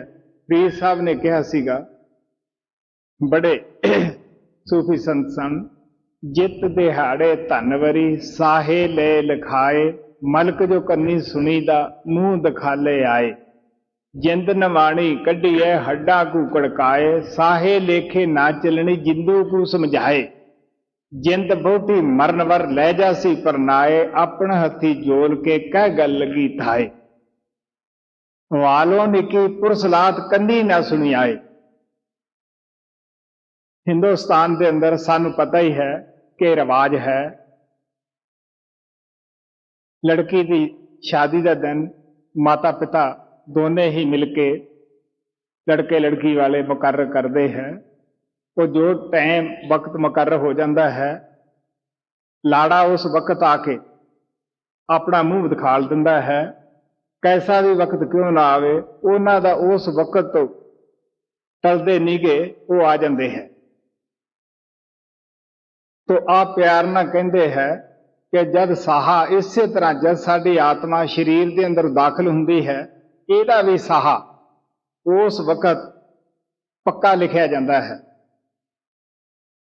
ਅਜਰਾਇਲ ਫਰਿਸ਼ਤਾ ਜੋ ਹੈ ਉਹ ਇਹਦਾ ਲਾੜਾ ਹੈ। ਉਹ ਸਾਹੇ ਦੇ ਟਾਈਮ ਦੇ ਉੱਤੇ ਉਹ ਜ਼ਰੂਰ ਆ ਜਾਂਦਾ ਹੈ, ਦਰਸ਼ਨ ਦਿੰਦਾ ਹੈ। ਅਗਰ ਲੜਕੀ, ਹਿੰਦੁਸਤਾਨ ਦੇ ਅੰਦਰ ਆਮ ਰਿਵਾਜ ਹੈ, ਲੜਕੀ ਰੋਂਦੀ ਹੈ, ਅੱਜ ਕੱਲ੍ਹ ਤਾਂ ਰਿਵਾਜ ਸਮਾਪਤ ਵਰਗਾ ਹੀ ਹੈ। ਤਾਂ ਪਹਿਲੇ ਜ਼ਮਾਨਿਆਂ ਦੇ ਅੰਦਰ ਲੜਕੀਆਂ ਬੜੀਆਂ ਰੋਂਦੀਆਂ ਹੁੰਦੀਆਂ ਸਨ, ਲੇਕਿਨ ਉਹਦੀ ਚੀਖੋ ਪੁਕਾਰ ਨੂੰ ਕੌਣ ਸੁਣਦਾ ਹੈ? ਉਹ ਜੋ ਦੂल्हा ਆਉਂਦਾ ਹੈ ਉਸ ਨੂੰ ਲੈ ਕੇ ਆਪਣੇ ਘਰ ਚਲਿਆ ਜਾਂਦਾ ਹੈ। ਇਸੇ ਤਰ੍ਹਾਂ ਉਦੋਂ ਗਿਰਗਿਟ ਦੀ ਤਰ੍ਹਾਂ ਅਸੀਂ ਰੰਗ ਵਟਾਉਂਦੇ ਹਾਂ ਜਦ ਮੌਤ ਦਾ ਫਰਿਸ਼ਤਾ ਆਉਂਦਾ ਹੈ। ਕਦੇ ਕਾਲੇ ਹੁੰਦੇ ਆ, ਕਦੇ ਪੀਲੇ ਹੁੰਦੇ ਹੈ, ਕਦੇ ਕਹਿੰਦੇ ਕਿਸੇ ਵੈਦ ਨੂੰ ਸੱਦੋ, ਡਾਕਟਰ ਨੂੰ ਸੱਦੋ, ਸ਼ਾਇਦ ਉਹ ਸਾਡੀ ਮਦਦ ਕਰੇ। ਲੇਕਿਨ ਪਿਆਰੇ, ਕੌਣ ਮਦਦ ਕਰਦਾ ਹੈ? ਤੋ ਜਿੰਦ ਬਹੁਤੀ ਮਰਨ ਵਰ ਲੈ ਜਾਸੀ ਪਰਨਾਏ, ਜਿਵੇਂ ਉਹ ਦੂल्हा ਆਪਦੀ ਦੁਲਹਨ ਨੂੰ ਪਰਨਾ ਕੇ ਲੈ ਜਾਂਦਾ ਹੈ, ਅਜਰਾਇਲ ਫਰਿਸ਼ਤਾ ਵੀ ਇਹਨੂੰ ਪਰਨਾ ਕੇ ਲੈ ਜਾਂਦਾ ਹੈ। ਆਪਣੇ ਹੱਥੀ ਜੋਲ ਕੇ ਕਹਿ ਗੱਲ ਲੱਗੀ ਥਾਏ, ਉਹ ਕਹਿਣ ਲੱਗੇ ਕੌਣ ਬਿਹਤਰ ਸਨ, ਕੌਣ ਚੰਗੇ ਸਨ। ਸੂਫੀ ਸੰਤ ਫਰੀਦ ਸਾਹਿਬ ਕਹਿੰਦੇ ਹੈ, ਜੋ ਰੋਜ਼ ਮਰਨ ਦੀ ਤਿਆਰੀ ਕਰਦੇ ਹੈ। ਰੋਜ਼ ਮਰਨ ਦੀ ਤਿਆਰੀ ਕੌਣ ਕਰਦੇ ਹੈ? ਸੰਤਾਂ ਦੇ ਨਾਮ ਲੈਵਾ। ਸੰਤ ਮਤ ਦੇ ਅੰਦਰ ਸਿਖਾਇਆ ਹੀ ਇਹ ਜਾਂਦਾ ਹੈ ਕਿ ਜਿੰਦੇ ਜੀ ਮਰੋ।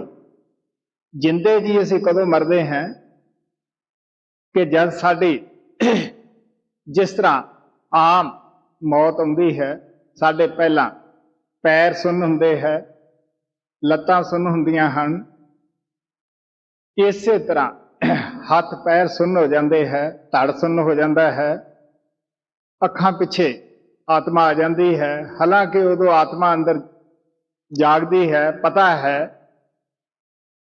ਸੁਰਤ ਵੀ ਹੈ, ਲੇਕਿਨ ਉਦੋਂ ਕਰ ਕੁਛ ਨਹੀਂ ਸਕਦੀ। ਆਖਰ ਅੱਖਾਂ ਪਿੱਛੇ ਆ ਕੇ ਆਤਮਾ ਸਰੀਰ ਨੂੰ ਛੱਡ ਕੇ ਅਲੱਗ ਹੋ ਜਾਂਦੀ ਹੈ, ਸਰੀਰ ਜੋ ਮੁਰਦਾ ਹੋ ਜਾਂਦਾ ਹੈ। ਉਸ ਤੋਂ ਬਾਅਦ ਆਤਮਾ ਸਰੀਰ ਵਿੱਚ ਵਾਪਸ ਨਹੀਂ ਆ ਸਕਦੀ। ਲੇਕਿਨ ਜਿਹੜਾ ਜਿੰਦੇ ਜੀ ਮਰਨਾ ਹੈ, ਇਹ ਇਸੇ ਤਰ੍ਹਾਂ ਹੀ ਜਦੋਂ ਅਸੀਂ ਅਭਿਆਸ ਕਰਦੇ ਹਾਂ, ਸਿਮਰਨ ਕਰਦੇ ਹਾਂ, ਤੀਸਰੇ ਦਿਲ ਤੇ ਖਿਆਲ ਨੂੰ ਰੱਖ ਕੇ ਸਾਡੇ ਵੀ ਹੱਥ ਪੈਰ ਸੁੰਨ ਹੋ ਜਾਂਦੇ ਹੈ, ਐਸਤਾ ਐਸਤਾ ਧੜ ਵੀ ਸੁੰਨ ਹੋ ਜਾਂਦਾ ਹੈ। ਔਰ ਜਦ ਅਸੀਂ ਅੱਖਾਂ ਪਿੱਛੇ ਆ ਜਾਂਦੇ ਹਾਂ ਤੇ ਥੱਲੇ ਵਾਲਾ ਹਿੱਸਾ ਜੋ ਹੈ ਮੁਰਦਾ ਪ੍ਰਤੀਤ ਹੁੰਦਾ ਹੈ। ਇਸ ਤਰ੍ਹਾਂ ਲੱਗਦਾ ਹੈ ਜਿਵੇਂ ਕੋਈ ਪਰਾਇਆ ਹੁੰਦਾ ਹੈ। ਲੇਕਿਨ ਇਸ ਦੇ ਅੰਦਰ ਅਸੀਂ ਵਾਰ-ਵਾਰ ਸਰੀਰ ਵਿੱਚ ਆ ਸਕਦੇ ਹਾਂ, ਜਾ ਸਕਦੇ ਹਾਂ। ਇਹਦੇ ਨਾਲ ਕਦੇ ਕਿਸੇ ਦਾ ਨੁਕਸਾਨ ਨਹੀਂ ਹੁੰਦਾਗਾ, ਬਲਕਿ ਤਾਜ਼ਗੀ ਮਿਲਦੀ ਹੈ, ਤੰਦਰੁਸਤੀ ਹੁੰਦੀ ਹੈ। ਗੁਰੂ ਨਾਨਕ ਨੇ ਕਿਹਾ ਕਿ ਜਿੱਥੇ ਤੁਸੀਂ ਆਖਰੀ ਵਕਤ ਇੱਕ ਦਿਨ ਜਾਣਾ ਹੀ ਹੈ, ਤੁਸੀਂ ਜਿੰਦੇ ਜੀ ਵੀ ਉਸ ਜਗ੍ਹਾ ਨੂੰ ਦੇਖ ਸਕਦੇ ਹੋ। ਇਹੀ ਸੂਫੀ ਸੰਤ ਫਰੀਦ ਸਾਹਿਬ ਕਹਿੰਦੇ ਹੈ ਕਿ ਆਪਣ ਹੱਥੀ ਜੋਲ ਕੇ ਕਹਿ ਗੱਲ ਲੱਗੀ ਥਾਏ। ਅਗਰ ਉਹ ਲੜਕੀ ਪਹਿਲਾਂ ਤੋਂ ਇਹ ਪ੍ਰੈਕਟਿਸ ਕਰਦੀ ਹੋਵੇ ਕਿ ਮੈਂ ਸਹੁਰੇ ਘਰ ਇੱਕ ਦਿਨ ਜ਼ਰੂਰ ਜਾਣਾ ਹੈ, ਤਾਂ ਉਹਨੂੰ ਪਰੇਸ਼ਾਨੀ ਨਹੀਂ। ਇਸੇ ਤਰ੍ਹਾਂ ਜੇ ਆਤਮਾ ਨੂੰ ਇਹ ਪਤਾ ਹੈ ਕਿ ਮੈਂ ਇੱਕ ਦਿਨ ਜ਼ਰੂਰ ਸੰਸਾਰ ਤੋਂ ਛੱਡਣਾ ਹੈ, ਉਸ ਦੂਲੇ ਦਾ ਮੂੰਹ ਵੀ ਦੇਖਣਾ ਹੈ ਕਿ ਜਿਸ ਦੇ ਨਾਲ ਮੇਰਾ ਸਾਹਾ ਮੁਕੱਰਰ ਕੀਤਾ ਹੋਇਆ ਹੈ। ਸੋ ਇਸ ਵਾਸਤੇ ਸੰਤ ਮਹਾਤਮਾ ਸਾਨੂੰ ਪਿਆਰ ਨਾਲ ਕਹਿੰਦੇ ਹੈ, ਦੂਜੇ ਪਾਸੇ ਜਿਹੜੇ ਜਿੰਦੇ ਜੀ ਮਰ ਜਾਂਦੇ ਹੈ, ਉਹਨਾਂ ਨੂੰ ਇਹ ਤਕਲੀਫ ਜਾਂ ਇੰਤਜ਼ਾਰ ਨਹੀਂ ਕਰਨਾ ਪੈਂਦਾਗਾ, ਕਿਉਂਕਿ ਦੋ ਹੀ ਚੀਜ਼ਾਂ ਸਾਨੂੰ ਆ ਕੇ ਜਿਸਮ ਦੇ ਵਿੱਚੋਂ ਕੱਢਦੀਆਂ ਹਨ, ਜਾਂ ਗੁਰੂ ਹੈ ਜਾਂ ਕਾਲ ਧਰਮਰਾਜ ਹੈ। ਹੁਣ ਗੁਰੂ ਨਾਲ ਪਿਆਰ ਨਹੀਂ, ਗੁਰੂ ਦੇ ਕੋਲੇ ਅਸੀਂ ਜਾਂਦੇ ਹੀ ਨਹੀਂ, ਨਾਮ ਹੀ ਨਹੀਂ ਲੈਂਦੇ ਗਏ, ਸਾਨੂੰ ਪਤਾ ਹੀ ਨਹੀਂ ਪਰਵਾਨਾ ਲੈਣ ਦਾ ਕਿ ਜ਼ਰੂਰੀ ਕਿਉਂ ਹੈ। ਹੁਣ ਕਾਲ ਨਹੀਂ ਹੋਣਾ ਹੈ। ਪਰਮਾਤਮਾ ਸਾਵਨ ਆਪਣੀ ਇੱਕ ਘਟਨਾ ਦੱਸਦੇ ਹੁੰਦੇ ਸੀ ਸ੍ਰੀ ਅੰਮ੍ਰਿਤਸਰ ਸਾਹਿਬ ਦੀ। ਉਹ ਕਹਿੰਦੇ ਕਿ ਉੱਥੇ ਇੱਕ ਲੜਕੀ ਦਾ ਅੰਤ ਸਮਾਂ ਆਇਆ। ਉਸਨੇ ਮਹੱਲੇ ਵਾਲਿਆਂ ਨੂੰ ਦੱਸ ਦਿੱਤਾ ਕਿ ਮੈਂ ਅੱਜ ਤੋਂ ਇਤਨੇ ਦਿਨਾਂ ਨੂੰ ਸਰੀਰ ਛੱਡਣਾ ਹੈ, 8 ਦਿਨਾਂ ਨੂੰ। ਉਹ ਸਾਰੇ ਮਹੱਲੇ ਵਾਲੇ ਬੜੇ ਅਚਰਜ ਹੋਏ ਕਿ ਇਹ ਕੋਈ ਜੋਗੀ ਹੈ, ਇਹ ਕੋਈ ਅੰਤਰਜਾਮੀ ਹੈ ਜਿਹੜੀ ਇਹ ਦੱਸਦੀ ਹੈ ਕਿ ਮੈਂ 8 ਦਿਨਾਂ ਨੂੰ ਚਲੀ ਜਾਣਾ ਹੈ। ਲੋਕ ਗਲੀ ਮਹੱਲਾ ਦੇ ਦਿਨ ਗਿਣਨ ਲੱਗੇ, ਅੱਜ ਇਤਨੇ ਰਹਿ ਗਏ, ਅੱਜ ਇਤਨੇ ਰਹਿ ਗਏ। ਵਾਕਿਆ 8ਵੇਂ ਦਿਨ ਸਰੀਰ ਛੱਡ ਗਈ। ਮਹਾਰਾਜ ਸਾਵਣ ਸਿੰਘ ਕਹਿਣ ਲੱਗੇ, ਜਦ ਮੈਂ ਉਸ ਮਹੱਲੇ ਅੰਦਰ ਦੂਸਰੀ ਦਫਾ ਸਤਸੰਗ ਕਰਨ ਵਾਸਤੇ ਗਿਆ ਤਾਂ ਸਾਰਾ ਮਹੱਲਾ ਜਿਹੜਾ ਸੀ ਉਹ ਨਾਮ ਲੈਣ ਨੂੰ ਤਿਆਰ ਹੋ ਗਿਆ। ਤਾਂ ਉਹ ਸਦਾ ਹੀ ਕਹਿੰਦੇ ਹੁੰਦੇ ਸੀ ਕਿ ਸਤਸੰਗੀ ਨੂੰ ਇਤਨੀ ਮੌਤ ਵੇਲੇ ਖੁਸ਼ੀ ਹੁੰਦੀ ਹੈ ਜਿੰਨੀ ਕਿ ਆਪਦੀ ਸ਼ਾਦੀ ਦੀ ਖੁਸ਼ੀ ਹੁੰਦੀ ਹੈ ਜੀ। ਸਾਕਤ ਕੂੜ ਪਚੈ ਮਨੇ ਹੋ ਮੈਂ, ਦੋ ਮਾਰਗ ਪਚੈ ਪਚਾਈ ਹੈ। ਛੋੜੋ ਨਿੰਦਾ ਤਾਤ ਪਰਾਈ, ਪੜ ਪੜ ਦਜੈ ਸ਼ਾਂਤ ਨਾਈ। ਹੁਣ ਗੁਰੂ ਨਾਨਕ ਦੇਵ ਜੀ ਮਹਾਰਾਜ ਸਾਨੂੰ ਖਬਰਦਾਰ ਕਰਦੇ ਹੈ ਕਿ ਸਾਨੂੰ ਕਿਸੇ ਦੀ ਨਿੰਦਿਆ ਨਹੀਂ ਕਰਨੀ ਚਾਹੀਦੀ, ਭੁੱਲ ਕੇ ਵੀ। ਸਭ ਅੰਦਰੋਂ ਪ੍ਰਮਾਤਮਾ ਬੈਠਾ ਹੈ। ਨਿੰਦਿਆ ਅਸੀਂ ਉਦੋਂ ਹੀ ਕਰਦੇ ਹਾਂ ਜਦੋਂ ਆਪਣੇ ਅਸੀਂ ਗੁਣ ਜ਼ਾਹਰ ਕਰਨਾ ਚਾਹੁੰਦੇ ਹਾਂ, ਦੂਸਰੇ ਨੂੰ ਛੋਟਾ ਦੱਸਣਾ ਚਾਹੁੰਦੇ ਹਾਂ। ਸੋ ਇਸ ਵਾਸਤੇ ਆਪ ਮਹਾਰਾਜ ਸਾਵਣ ਸਿੰਘ ਤਾਂ ਇੱਥੋਂ ਤੱਕ ਕਹਿੰਦੇ ਹੁੰਦੇ ਸੀ ਕਿ ਕਿਸੇ ਦੀ ਨਿੰਦਿਆ ਕਰਨੀ ਉਹਦਾ ਗੰਧ ਖਾਣ ਦੇ ਤੁਲ ਹੈ। ਗੁਰੂ ਨਾਨਕ ਦੇਵ ਜੀ ਵੀ ਮਹਾਰਾਜ ਕਹਿੰਦੇ ਹੈ, ਨਿੰਦਿਆ ਭਲੀ ਕਾਹੂ ਕੀ ਨਾਹੀ, ਮਨ ਮੁਖ ਮੁਗਧ ਕਰਨ, ਮੂੰਹ ਕਾਲੇ ਤਨ ਨਿੰਦਕਾਂ, ਨਰਕੇ ਘੋਰ ਪਵਨ। ਫਿਰ ਮਹਾਰਾਜ ਸਾਵਣ ਕਹਿੰਦੇ ਹੁੰਦੇ ਸੀਗੇ, ਨਿੰਦਿਆ ਨਾ ਖੱਟੀ ਹੈ ਨਾ ਮਿੱਠੀ ਹੈ, ਨਾ ਇਹ ਚਟਪਟੀ ਹੈ। ਔਰ ਹਰ ਇੱਕ ਇੰਦਰੀ 'ਚ ਕੋਈ ਨਾ ਕੋਈ ਸਵਾਦ ਜਾਂ ਰਸ ਹੁੰਦਾ ਹੈ, ਲੇਕਿਨ ਇਹਦੇ ਅੰਦਰ ਕੋਈ ਰਸ ਵੀ ਨਹੀਂ, ਸਵਾਦ ਵੀ ਨਹੀਂ। ਫਿਰ ਵੀ ਕਿਸ ਤਰ੍ਹਾਂ ਸਮਾਜਾਂ ਦੇ ਅੰਦਰ ਇੱਕ ਦੂਸਰਾ, ਅਸੀਂ ਦਿਨ ਰਾਤ ਇੱਕ ਦੂਸਰੇ ਦੀ ਨਿੰਦਿਆ ਕਰਨ ਲੱਗੇ ਪਏ ਹਾਂ।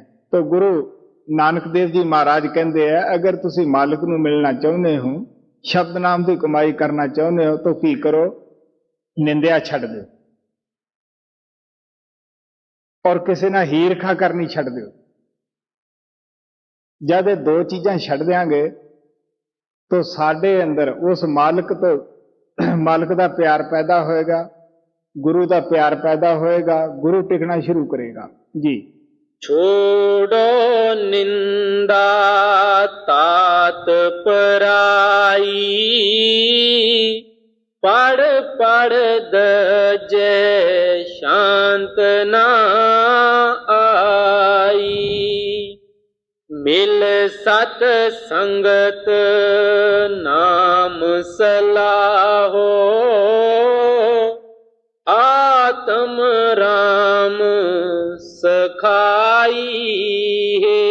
ਥੋੜਾ ਪਿਆਰ ਦੇ ਨਾਲ ਚਾਹੁੰਦੇ ਆ, ਜਦ ਦੇ ਵੀ ਅਸੀਂ ਸੰਸਾਰ ਵਿੱਚ ਆਏ ਹਾਂ, ਆਤਮਾ ਆਈਆਂ ਹਨ, ਉਦੋਂ ਦੀਆਂ ਇਹ ਸ਼ਾਂਤੀ ਦੀ ਤਲਾਸ਼ ਵਿੱਚ ਫਿਰਦੀਆਂ ਹਨ।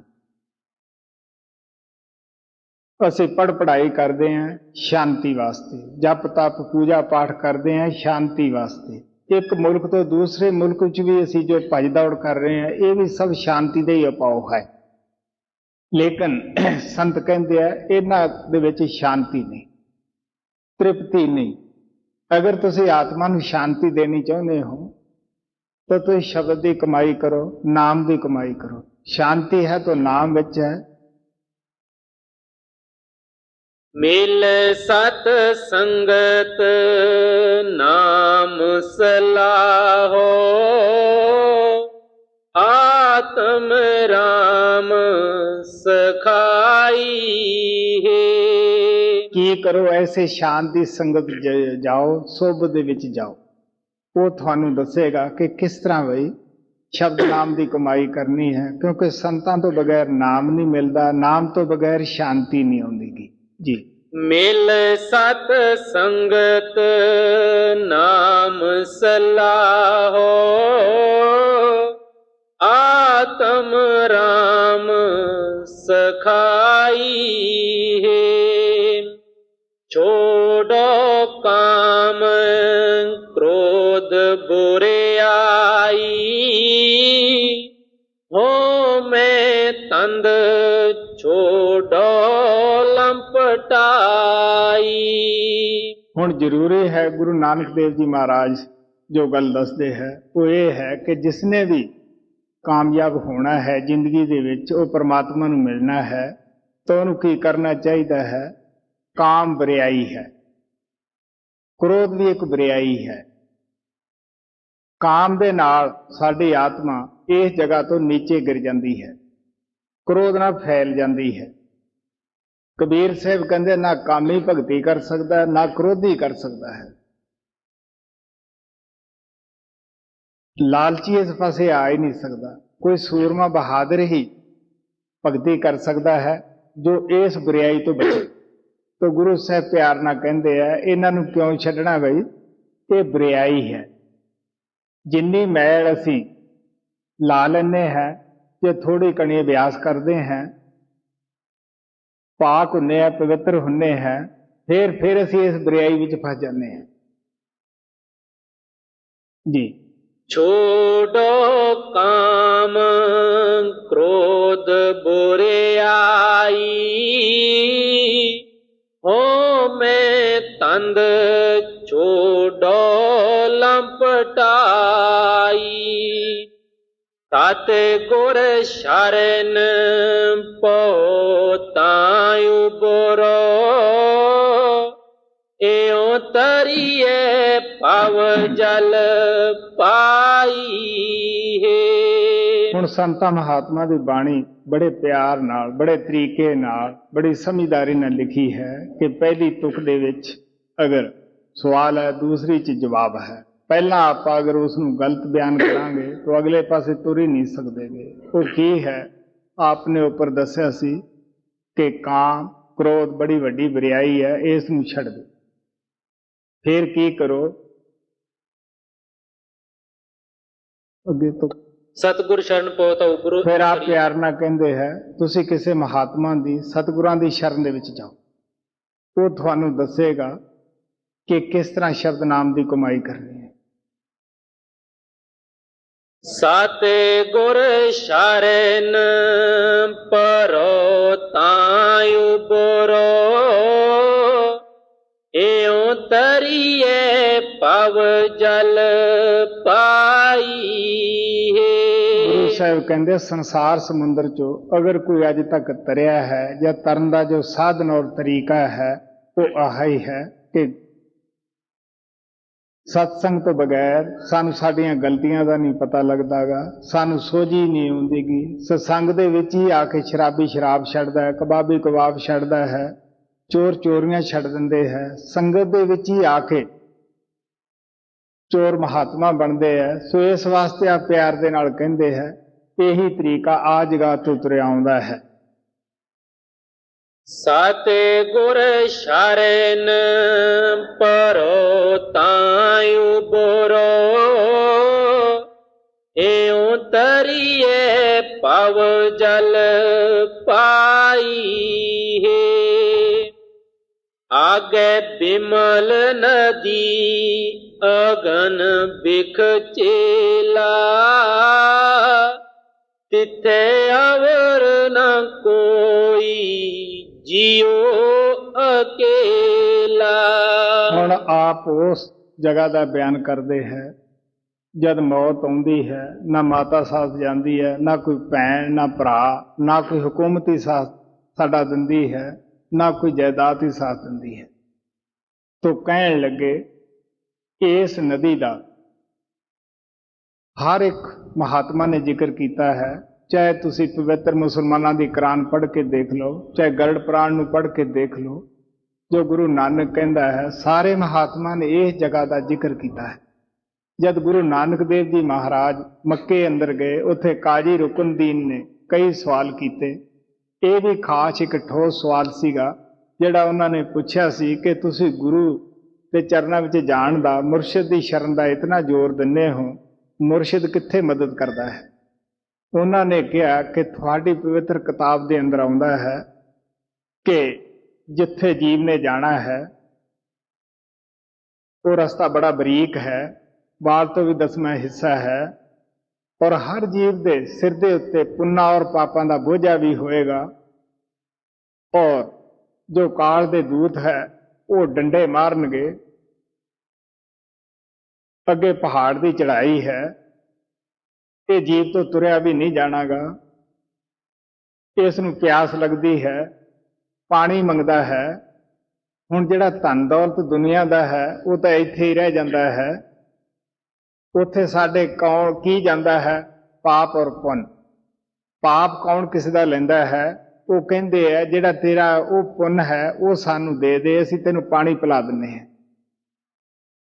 ਤੋ ਕਹਿਣ ਲੱਗੇ ਤੂੰ ਔਰ ਰਤ ਦੀ ਉੱਥੇ ਨਦੀ ਵਗਦੀ ਹੈ, ਬੇਪੀਰਾ ਬੇਮੁਰਸ਼ਿਦਾ ਕੋਈ ਨਾ ਪੁੱਛੇ ਬਾਤ।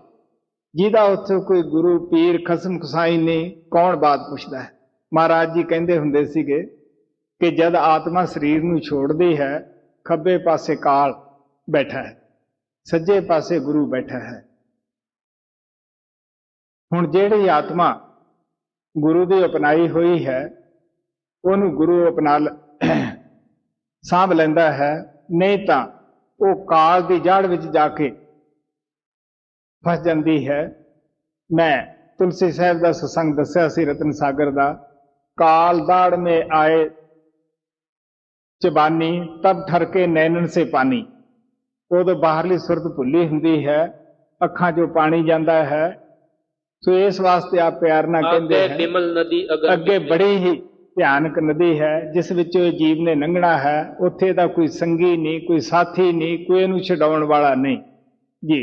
ਆਗੇ ਬਿਮਲ ਨਦੀ ਅਗਨ ਬਿਖ ਚੇਲਾ, ਤਿੱਥੇ ਅਵਰ ਨ ਕੋਈ ਜਿਉ ਅਕੇਲਾ। ਪਾੜੇ ਪਾੜੇ ਅਗਨ ਸਾਗਰ ਦੀ ਲਹਿਰੀ, ਪੜਦ ਜੈ ਮਨ ਮੁਖ ਤਾਈ ਹੈ। ਥੋੜਾ ਪਿਆਰ ਨਾਲ ਕਹਿੰਦੇ ਆ ਕਿ ਉੱਥੇ ਬੜਾ ਭਿਆਨਕ ਉਹ ਸਮੁੰਦਰ ਹੈ। ਜਿਹੜੇ ਮਹਾਤਮਾ ਅੰਦਰ ਜਾਂਦੇ ਉਹ ਦੇਖਦੇ ਹੈ ਜਿਵੇਂ ਸਮੁੰਦਰ ਦੇ ਅੰਦਰ ਸ਼ਾਮ ਨੂੰ ਬੜੀਆਂ ਜ਼ਬਰਦਸਤ ਲਹਿਰਾਂ ਉੱਠਦੀਆਂ ਹਨ, ਉੱਥੇ ਵੀ ਅੱਗ ਦੀਆਂ ਲਹਿਰਾਂ, ਜ਼ਹਿਰ ਦੀਆਂ ਲਹਿਰਾਂ ਉੱਠ ਰਹੀਆਂ ਹੁੰਦੀਆਂ ਹਨ। ਔਰ ਜੋ ਦੇਖਦੇ ਆ ਉਹ ਦੱਸਦੇ ਹੈ ਕਿ ਉਸ ਵੇਲੇ ਸਾਨੂੰ ਪਤਾ ਲੱਗਦਾ ਹੈ ਕਿ ਜਿੰਨਾ ਅਸੀਂ ਪੜ੍ਹਾਈ ਦਾ ਮਾਣ ਕਰਦੇ ਸੀਗੇ, ਪੜ੍ਹਾ ਕੇ ਅਸੀਂ ਸੋਚਦੇ ਸੀ ਕਿ ਅਸੀਂ ਕਾਮ ਨੂੰ ਜਿੱਤ ਲਿਆ, ਕ੍ਰੋਧ ਨੂੰ ਜਿੱਤ ਲਿਆ, ਅਸੀਂ ਆਪਣੇ ਆਪ ਉੱਤੇ ਫਤਿਹ ਪਾ ਲਈ ਹੈ। ਉਦੋਂ ਪਛਤਾਉਣਾ ਪੈਂਦਾ ਹੈ ਕਿ ਮੈਂ ਤਾਂ ਐਵੇਂ ਹੀ ਪੜ੍ਹਾਈ ਦੇ ਅੰਦਰ ਆਪਣੀ ਜ਼ਿੰਦਗੀ ਲਾ ਦਿੱਤੀ, ਮੈਂ ਕਿਉਂ ਨਾ ਸ਼ਬਦ ਨਾਮ ਦੀ ਕਮਾਈ ਕੀਤੀ। ਮਹਾਤਮਾ ਕਿਸੇ ਪੜ੍ਹਨ ਪੜ੍ਹਾਉਣ ਨੂੰ ਬੁਰਾ ਨਹੀਂ ਕਹਿੰਦੇ ਕਿ ਆਪਾਂ ਪੜ੍ਹੀ ਜਾਂਦੇ ਹੈ, ਲੇਕਿਨ ਜੋ ਪੜ੍ਹਦੇ हैं ਉਹਨੂੰ ਵਿਚਾਰਨਾ ਜ਼ਰੂਰ ਹੈ, ਸੋਚਣਾ ਜ਼ਰੂਰ ਹੈ ਕਿ ਅਸੀਂ ਕੀ ਪੜ੍ਹਦੇ ਹਾਂ। ਗੁਰੂ ਨਾਨਕ ਦੇਵ ਜੀ ਮਹਾਰਾਜ ਕਹਿੰਦੇ ਆ, ਪੜ੍ਹ ਪੁਸਤਕ ਸੰਧਿਆ ਬਾਦੰ, ਸਿਲ ਪੂਜਸ ਬਗਲ ਸਮਾਦੰ, ਦੋਇ ਧੋਤੀ ਬਸਤਰ ਕਪਾਟੰ, ਜੇ ਜਾਣਸ ਬਰਮੰ ਕਰਮੰ, ਸਭ ਫੋਖਟ ਨੇਚੋ ਕਰਮੰ, ਕਹੋ ਨਾਨਕ ਨੇਚੋ ਧਿਆਵੈ, ਬਿਨ ਸਤਿਗੁਰ ਵਾਟ ਨਾ ਪਾਵੈ ਜੀ। ਪਾੜੇ ਪਾੜੇ ਅਗਨ ਸਾਗਰ ਦੀ ਲਹਿਰੀ, ਪੜਦ ਜੈ ਮਨ ਮੁਖ ਤਾਈ ਹੈ। ਗੁਰ ਪੈ ਮੁਕਤ ਦਾਨ ਦੇ ਪਾਣੇ, ਜਿਨ ਪਾਇਆ ਸੋਈ ਬਿਧ ਜਾਣੇ, ਜਿਨ ਪਾਇਆ ਤਿਨ ਪੂਛੋ ਪਾਈ, ਸੁਖ ਸਤ ਗੁਰ ਸੇਵ ਕਮਾਈ। ਬੜਾ ਪਿਆਰ ਨਾਲ ਕਹਿੰਦੇ ਹੈ ਕਿ ਮੁਕਤੀ ਸੰਤਾਂ ਸਤਿਗੁਰਾਂ ਦੇ ਹੱਥ ਵਿੱਚ ਹੈ, ਔਰ ਉਹ ਇਹ ਸ਼ਬਦ ਨਾਮ ਦਾ ਜੋ ਦਾਨ ਹੈ, ਜ਼ਿੰਦਗੀ ਦਾ ਦਾਨ ਹੈ, ਉਹ ਜੀਵਾਂ ਨੂੰ ਦੇਣ ਵਾਸਤੇ ਆਉਂਦੇ ਹੈ। ਜਨ ਪਰਉਪਕਾਰੀ ਆਏ, ਜੀਆ ਦਾਨ ਦੇ ਭਗਤੀ ਲੈਣ, ਹਰ ਸੋ ਲੈਣ ਮਿਲਾਏ। ਨਾਮ ਕੋਈ ਰਸਮ ਨਹੀਂ, ਕੋਈ ਇਹ ਕਿਰਿਆ ਨਹੀਂ ਹੁੰਦਾਗਾ। ਨਾਮਦਾਨ ਸਤਿਗੁਰੂ ਦੀ ਆਤਮਾ ਦੇ ਨਾਲ ਸੇਵਕ ਦੀ ਆਤਮਾ ਦਾ ਸਪਰਸ਼ ਹੁੰਦਾ ਹੈ। ਸੋ ਇਸ ਵਾਸਤੇ ਆ ਪਿਆਰ ਦੇ ਨਾਲ ਕਹਿੰਦੇ ਹੈ ਮੁਕਤੀ ਸੰਤਾਂ ਦੇ ਹੱਥ ਵਿੱਚ ਹੈ। ਉਹ ਸਾਨੂੰ ਸਿਰਫ ਸਾਡੇ ਉੱਤੇ ਦਇਆ ਕਰਕੇ ਹੀ ਇਹ ਨਾਮ ਦਾ ਦਾਨ ਦਿੰਦੇ ਹੈ, ਸ਼ਬਦ ਦਾ ਦਾਨ ਦਿੰਦੇ ਹੈ। ਕੋਈ ਉਹਨਾਂ ਨੇ ਇਹਦੀ ਕੀਮਤ ਨਹੀਂ ਰੱਖੀ ਹੁੰਦੀ ਕਿ ਨਾ ਇਹਦੀ ਕੋਈ ਕੀਮਤ ਚੁਕਾ ਹੀ ਸਕਦਾ ਹੈ। ਨਾਮ ਅਮੋਲਕ ਰਤਨ ਹੈ, ਪੂਰੇ ਸਤਿਗੁਰ ਪਾਸ, ਸਤਿਗੁਰ ਸੇਵਾ ਲੱਗਿਆ ਕੱਢ ਰਤਨ ਦੇਵੇ ਪ੍ਰਕਾਸ਼। ਸੋ ਇਸ ਵਾਸਤੇ ਆ ਪਿਆਰ ਨਾਲ ਕਹਿੰਦੇ ਹੈ, ਜਿਸ ਮਹਾਤਮਾ ਨੇ ਉਸ ਪਰਮਾਤਮਾ ਨੂੰ ਪਾ ਲਿਆ ਹੈ, ਪਰਮਾਤਮਾ ਰੂਪ ਹੋ ਗਿਆ ਹੈ, ਕਹਿਣ ਲੱਗੇ ਤੁਸੀਂ ਉਸ ਦੇ ਪਾਸ ਜਾਓ, ਉਹ ਦੱਸੇਗਾ ਕਿ ਕਿਸ ਤਰ੍ਹਾਂ ਅਸੀਂ ਪਰਮਾਤਮਾ ਨੂੰ ਮਿਲਣਾ ਹੈ ਜੀ। ਜਿਨ ਪਾਇਆ ਤਿਨ ਪੂਛੋ ਪਾਈ, ਸੁਖ ਸਤ ਗੁਰ ਸੇਵ ਕਮਾਈ। ਗੁਰ ਬਿਨ ਉਰਜ ਮਰਹਿ ਬੇਕਾਰਾ, ਜਮ ਸਿਰ ਮਾਰੇ ਕਰੇ ਖੁਆਰਾ। ਪਾਦੇ ਮੁਕਤ ਨਾਹੀ ਨਰ ਨਿੰਦਕ, ਡੂਬੈ ਨਿੰਦ ਪਰਾਈ। ਜਦੋਂ ਅਸੀਂ ਨਾਮਦਾਨ ਪ੍ਰਾਪਤ ਕਰਦੇ ਹਾਂ ਫਿਰ ਪਤਾ ਲੱਗਦਾ ਹੈ ਕਿ ਅਸੀਂ ਗੁਰੂ ਮਤ ਤੇ ਚੱਲਦੇ ਹਾਂ ਜਾਂ ਪਹਿਲਾਂ ਚੱਲਦੇ ਸੀਗੇ। ਇਹ ਫੈਸਲਾ ਅਸੀਂ ਖੁਦ ਹੀ ਕਰਦੇ ਹਾਂ ਕਿ ਗੁਰੂ ਮਤ ਤੇ ਅਸੀਂ ਹੁਣ ਚੱਲਦੇ ਹਾਂ ਜਾਂ ਪਹਿਲਾਂ ਚੱਲਦੇ ਸੀਗੇ। ਸੋ ਇਸ ਵਾਸਤੇ ਆ ਪਿਆਰ ਨਾਲ ਕਹਿੰਦੇ ਹੈ ਹਾਂ ਬਾਦੇ ਮੁਕਤ ਨਾਹੀ ਨਰ ਨਿੰਦਕ ਡੂਬੇ ਨਿੰਦ ਪਰਾਈਏ। ਬਾਦੇ ਮੁਕਤ ਨਾਹੀ ਨਰ ਨਿੰਦਕ ਡੂਬੇ ਨਿੰਦ ਪਰਾਈ ਹੈ। ਬੋਲੋ ਸਾਚ ਪਛਾਣੋ ਅੰਦਰ ਦੂਰ ਨਹੀਂ ਦੇਖੋ ਕਰ ਨੰਦਰ।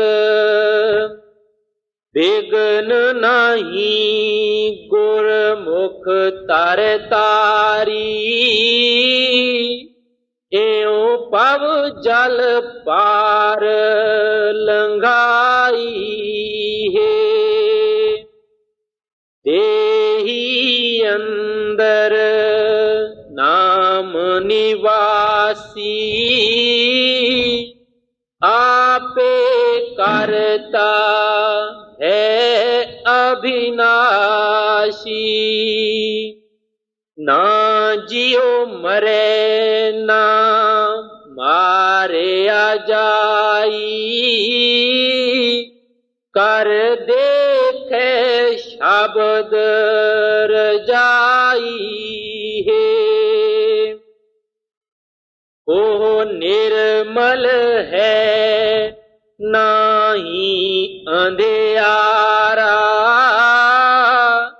ਉਹ ਆਪੇ ਤਖਤ ਬਹਿ ਸਚਿਆਰਾ। ਸਾਕਤ ਕੂੜੇ ਬੰਦ ਪਵਾਈਏ ਮਰ ਜਨਮੇ ਆਈ ਜਾਈ ਹੈ। ਗੁਰ ਕੇ ਸੇਵਕ ਸਤ ਗੁਰ ਪਿਆਰੇ ਹੋਏ ਬੈਸੇ ਤਖਤ ਸੋ ਸ਼ਬਦ ਵਿਚਾਰੇ। ਤਤ ਲਹਿ ਅੰਤਰਗਤ ਜਾਣੇ ਸਤ ਸੰਗਤ ਸਾਚ ਵਡਾਈ ਹੈ। ਆਪ ਤਰੇ ਜਨ ਪਿਤਰਾਂ ਤਾਰੇ ਸੰਗਤ ਮੁਕਤ ਸੋ ਪਾਰ ਉਤਾਰੇ।